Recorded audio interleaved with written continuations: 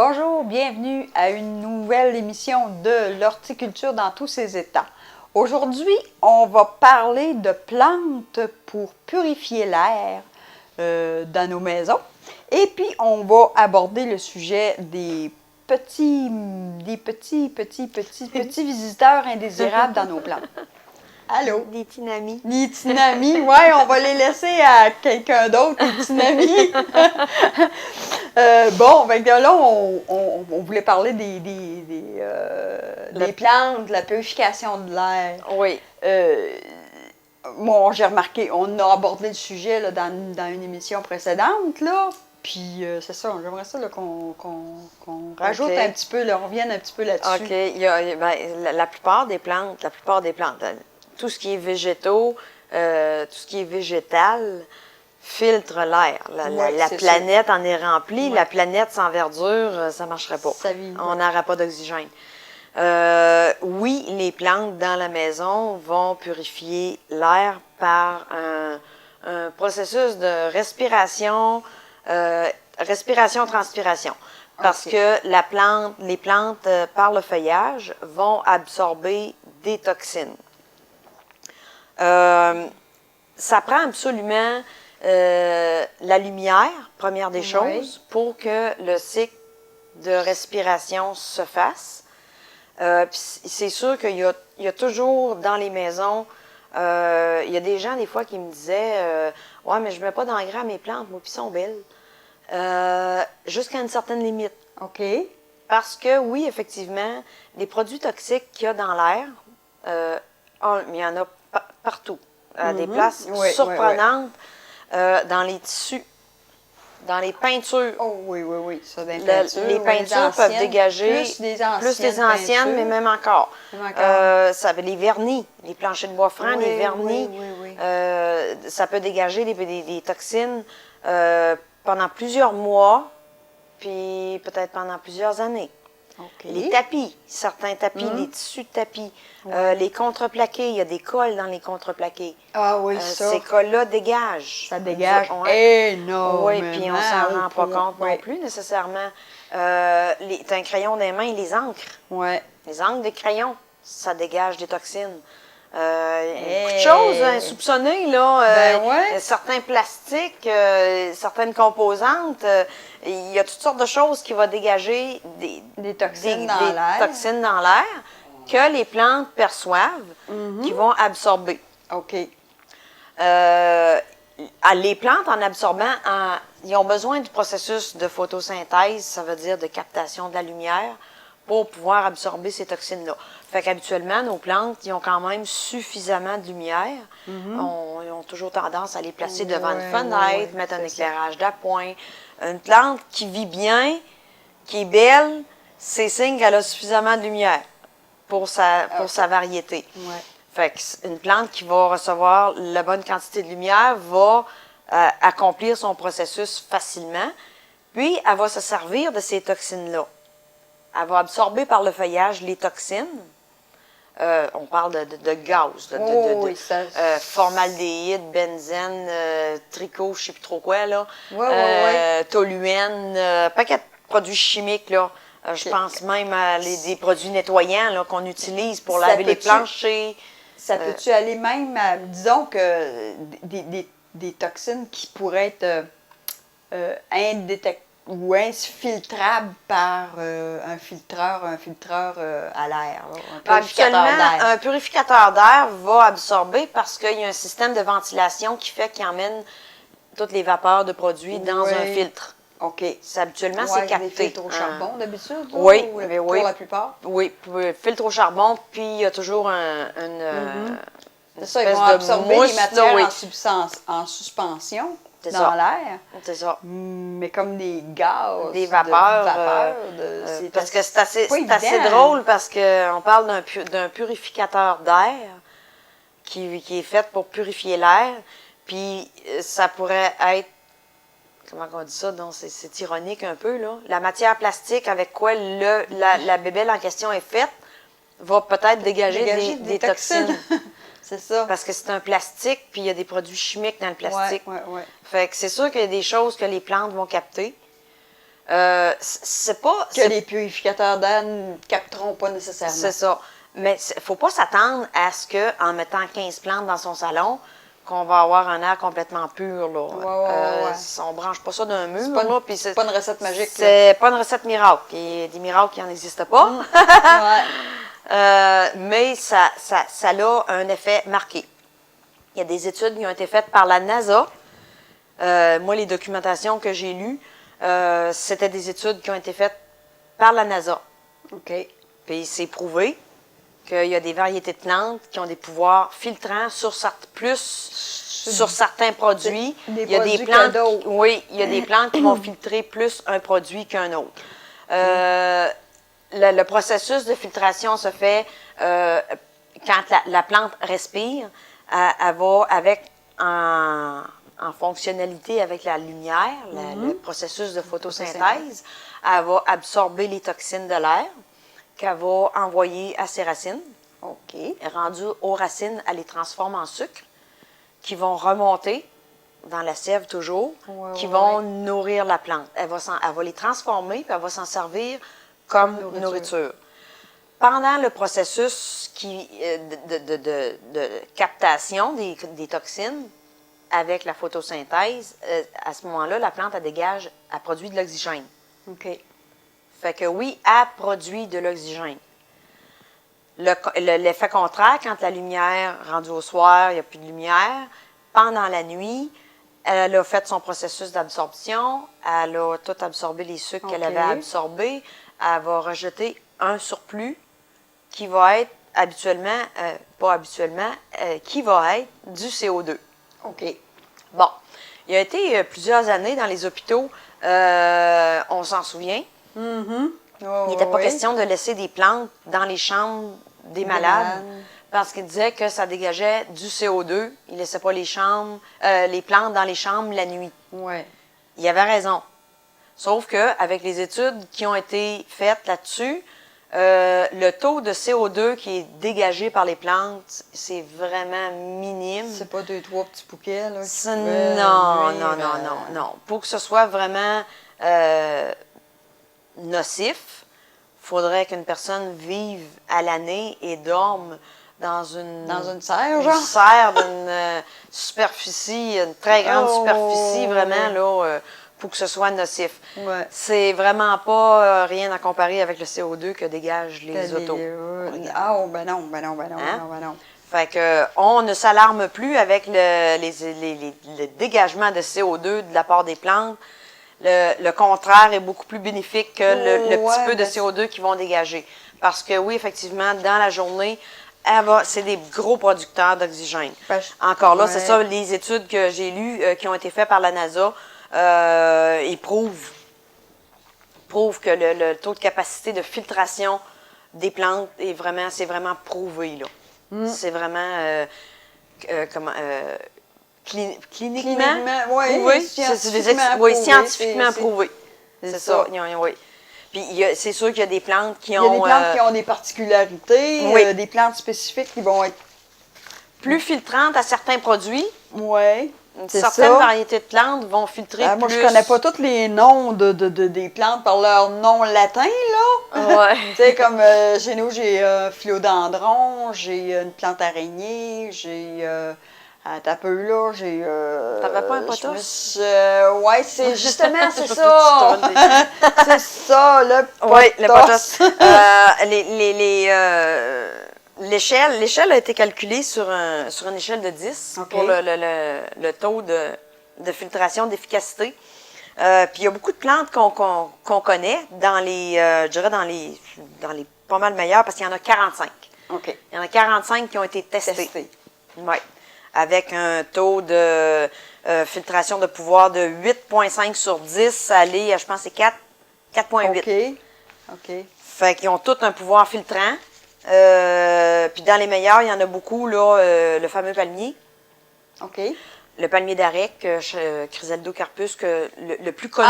En nom commun, comment ça tu l'appelles celui-là? Palmier d'Arec. Palmier d'Arec, OK. Oui, c'est le palmier le plus fréquent qu'on voit dans les appartements. OK. Puis souvent, quand on va dans les centres jardins pour acheter un palmier, quelqu'un demande un palmier, c'est habituellement ce panier-là que les gens ont en tête. OK. C'est ça, il est dans les meilleurs. meilleurs. Il est dans les plus filtrants. OK. Ensuite de ça, j'ai deux autres variétés de palmiers. Il y a le caoutchouc. Oui, oui, La plante oui. caoutchouc, Oui, oui. beaucoup de monde Oui, connaissent. on voit ça aussi Elle a un souvent très dans bon les filtreur. bureaux, Un puis très bon filtreur. Un très bon pouvoir filtrant. Oui, c'est ça. On a un autre palmier ici, un ficus. La fougère Boston. La fougère OK. Boston est une très bonne plante filtrante. Le lys de paix. Oui, Le spatifilum. Oui, c'est bien de la misère avec ça, moi. très bonne Ceux-là, filtrante. là, j'ai pas la Puis touch pour les garder. Dracena, puis Pothos, comme je te disais. Ouais. Puis c'est ça, Philodendron est dans la liste, à 7 sur 10 pour le pouvoir de filtration. Il y en a 45 qui ont été testés. Ça donne des résultats vraiment concrets. Ils ont-tu déterminé quelle substance que chacune des plantes Oui, il y a des plantes, filtre. Je l'avais en quelque part ici, du côté du benzène, qui est contenu dans l'air. La plante qui filtre le mieux le benzène, c'est le lierre. OK. Ensuite de ça, le benzène aussi, le spatifilum et le pothos sont des bons filtrants de benzène. OK. Ensuite, l'aloès, aloe vera, a un pouvoir filtrant pour éliminer 90% de formaldéhyde qui est dans l'air. Oh, Colin! Le formaldéhyde, il a été connu, Ouais, on a entendu parler longtemps, c'est ça. parmi les isolants qu'il y avait dans les murs. Il y a eu des gros problèmes à un moment donné. Oui, c'est ça. L'aloès a une capacité filtrante à éliminer 90% de dégagement de formaldéhyde qu'il peut avoir C'est dans... quand même énorme. Oui, là. c'est beaucoup. Ensuite de ça, les philodendrons, en 85% le formaldéhyde.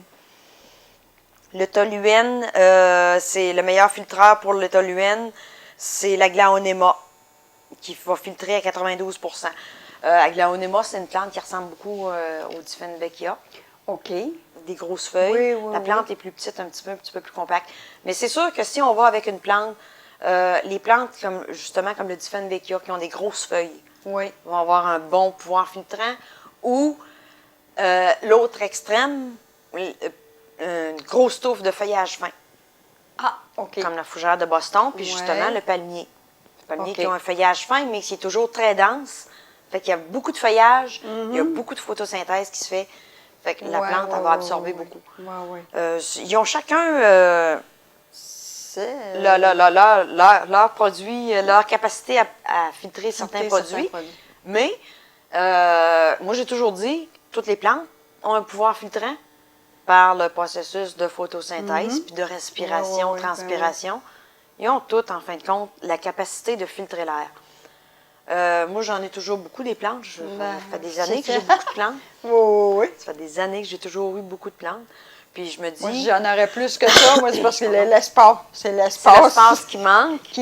Souvent. C'est l'espace qui me restreint. Oui. Parce que plus on en a de variétés, moi, je dis que le pouvoir va être là. Ben oui. Feuillage fin, gros feuillage, petit feuillage, mais si on en a plusieurs. plusieurs... On s'en rend compte quand on rentre dans une pièce ou un appartement où il y a beaucoup de plantes. Oui. Ça paraît. Habituellement. Moi, j'ai une réaction à ça. Si tu rentres dans une pièce... Ça sent bon, hein? Mais on dirait que la respiration est facile. Ouais, c'est un peu comme quand on rentre dans un... si on va dans une serre, une serre de plantes, l'air est différent. Oui, l'air est très, très, très différent. C'est sûr qu'elle pourrait être différente aussi la nuit, parce qu'on n'est pas là. Parce que là, elle dégage du CO2, mais... c'est ça, au risque de me répéter, parce que je l'ai déjà mentionné dans une première émission, c'est que quand j'avais déménagé en hiver, je n'avais pas apporté mes plantes avec moi, puis j'avais des difficultés à respirer dans mon nouvel appartement. Puis à la minute que j'ai rentré mes plantes, j'en avais peut-être 4-5. À la minute que j'ai rentré mes plantes, 24 heures après, là, ça a été... Ah, tiens, je respire mieux, je toussais plus. J'ai arrêté de tousser, j'ai arrêté de prendre mes bonbonnes parce que je suis asthmatique, fait que j'ai arrêté de prendre mes OK. bonbonnes. J'étais, tu sais, ça a apparu dans les 24 heures. Probablement, tu t'en es rendu compte vite, toi, parce que tu as un problème. J'avais un problème. T'avais un Oui, problème c'est ça, respiratoire. c'est ça. Fait que c'est sûr que tu peux probablement t'en rendre compte, parce que oui, la plante dégage, elle produit de l'oxygène le jour. C'est ça, c'est ça. Fait que c'est certain qu'on peut comme pas faire autrement que s'en apercevoir puis le sentir quand ça produit de l'oxygène. Là. Puis oui, c'est vrai que j'avais un site, ceux qui peuvent aller voir, vérifier sur Internet.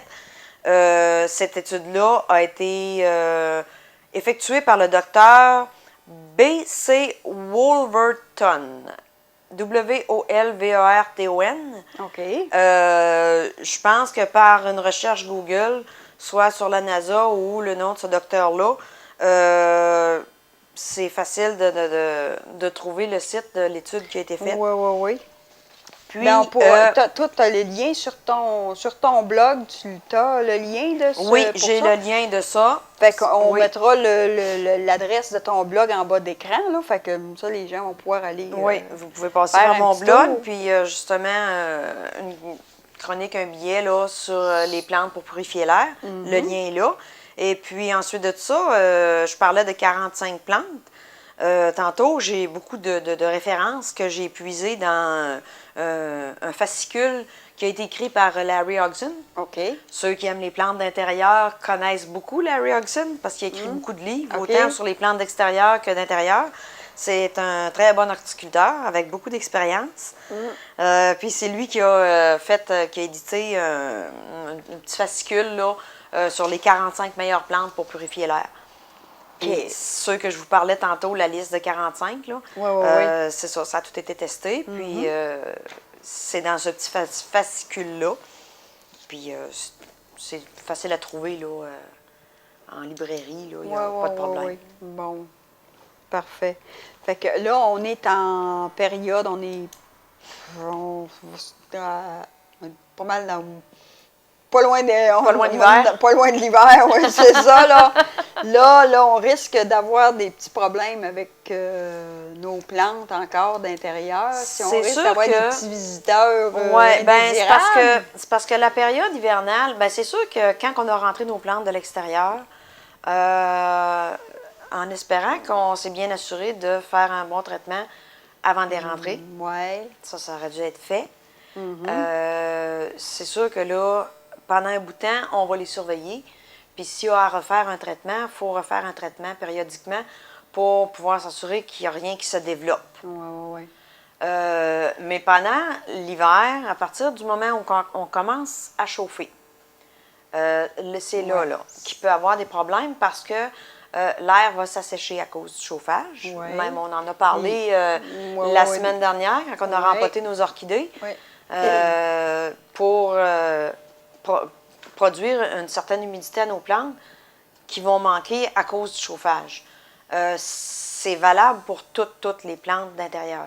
Si on sait qu'on aime ça, des pièces chaudes, il y a des gens qui chauffent beaucoup l'hiver, Oui. ça assèche énormément. La plupart des plantes vont s'en ressentir. Puis l'air chaud et sec, c'est un milieu propice au développement, surtout de ce qu'on appelle la petite araignée rouge. Oui. De son vrai nom, tétranique, et de sa vraie identité, c'est pas une araignée, c'est une mythe. Sauf que son milieu propice au développement, c'est les températures chaudes et sèches. OK. Ça veut dire que les œufs peuvent avoir été pondus. Puis qu'on les voit pas, ils sont pas visibles. Absolument pas. On a de la misère à voir les petites bébites parce que c'est la grosseur d'un petit minuscules. grain de poivre. Oh, wow! C'est très petit. OK. Toujours à l'envers des feuilles. OK. En dessous. Ils se cachent Ils se cachent toujours en dessous. Puis souvent, on va voir les toiles parce qu'ils vont faire des toiles. C'est pour ça que les gens confondent avec une araignée. Oui. Parce que ça fait des petites toiles. OK. On voit les toiles souvent avant de voir l'insecte. Bien avant de voir l'insecte. Mais quand on est rendu au stade de toile, il y en a beaucoup. Oui, OK. Sauf que les œufs peuvent être latents en dormance. Ils vont stagner là plusieurs qu'ils mois. rencontrent un milieu, une température idéale pour l'éclosion. Voilà. Ils peuvent stagner là plusieurs mois, tant et aussi longtemps qu'ils n'ont pas la condition idéale. Puis l'hiver, on chauffe, l'air est sec, et voilà, bingo. C'est drette là qui commence à éclore. La pouponnière éclot. La pouponnière éclot. Fait qu'il faut être, à partir du moment où on commence à chauffer, il faut être vigilant. Je dirais surtout si on a des palmiers. On parlait de plantes filtrantes tantôt. Oui. Le palmier étant un des meilleurs filtrants. Les gens aiment beaucoup le palmier parce que aussi il est très exotique, il est très beau, mais excessivement sensible, fragile à tétranique. Fragile. Je pourrais pas dire fragile. Mettons que la tétranique, elle aime bien gros. Elle aime bien. On va mettre ça en sens inverse. Ouais. Le palmier attire pas les tétraniques nécessairement. Mais s'il y a à avoir des tétraniques et que vous avez plusieurs plantes, ils vont aller là-dessus. C'est dans le palmier que vous allez les trouver en premier avant de les voir ailleurs. OK. Fait que si vous avez des palmiers, surveillez-les cet hiver. Même, prenez des précautions avant de commencer le chauffage. Soit vaporiser régulièrement. OK. Mais vu que vaporiser régulièrement, c'est pas nécessairement suffisant parce que c'est une humidité qui va être temporaire. Ouais. L'idéal, c'est soit de regrouper vos plantes. OK. Ce qui crée un peu comme on a vu quand un microclimat. Quand on a rempoté nos orchidées à plusieurs, le taux d'humidité va rester plus longtemps. Fait que des pots regroupés, ça va garder une humidité plus longtemps autour des plantes. Ou, au pire aller, installer un petit humidificateur à vapeur froide. OK. Qu'on peut faire fonctionner quelques heures par jour au pied des plantes, surtout au pied du palmier. Ça va juste y faire du bien. Ça va aider au contrôle de prolifération des tétraniques.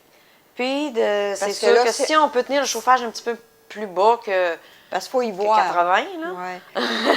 Oui. Parce qu'il faut y voir quand même. Là, tout de suite, là, si on voit quelque chose, il faut y voir parce que ça va sauter d'une plante à l'autre. Ça va contaminer toutes les autres. Il faut surveiller déjà. Puis, s'il y a à traiter, il faut se dépêcher à le faire. Parce que oui, ça se propage. Ça se propage. Comme là, il nous reste combien de temps, là? 5 minutes. Bon, 5 minutes. Là, mettons, aussi un autre problème qu'on rencontre souvent, c'est la cochenille. Cochenille, surtout la cochenille farineuse. Oui, il y a la farineuse, puis il y a la cochenille à carapace. OK. La cochenille farineuse va être j'en ai pas là-dessus, là, mais... plus fréquente, je dirais. Elle a plus de... oui, on voit plus souvent la cochenille farineuse. La cochenille à carapace, elle a des préférés, elle aussi. Les lauriers roses, entre autres, puis les ficus benjamina, surtout, les variétés de ficus. Ça arrive assez souvent. Mais plus souvent, la cochenille farineuse. Elle est vraiment facile à reconnaître. C'est vraiment blanc. C'est blanc, blanc. C'est un belle petite boule de ouate. Oui, ça ressemble à des petites boules de ouate. Oui. Fait que c'est vraiment facile à trouver. Puis, qui ronfle. Le chien qui ronfle. Elle est vraiment facile à trouver. Fait que on peut facilement aller la traiter localement.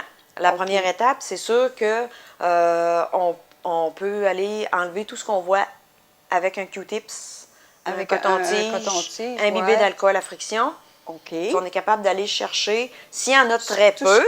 Ceux qu'on voit, là. C'est ça, tout ce qu'on voit. Ils vont se loger dans... la moindre petite fente. La moindre petite... feuilles. Toute petite craque, ou si on a des plantes qui ont des feuilles engainantes, et ils vont vraiment dans les craques. Oui, fait que c'est vraiment à vérifier. Puis, c'est sûr que, première étape, on peut faire un nettoyage à l'alcool. Mais habituellement, ça va demander un traitement insecticide. Oui, parce qu'elle est plus difficile à réprimer. Ce n'est pas juste l'alcool qui va nous en débarrasser. Elle, son milieu, il est quand même assez chaud, elle aussi. Elle, c'est chaud et humide jusqu'à un certain point. Mais non, je dirais que c'est pas parce qu'on augmente l'humidité de l'air qu'on va régler. s'attirer. Non, Qu'on va s'attirer s'attirer des cochenilles. Des cochenilles. Non. Si elle a à être là, c'est parce qu'elle est arrivée pendant l'été. Elle est arrivée avec le... Soit avec la plante avec ou soit avec sur nos vêtements ou pendant l'été qu'elle a...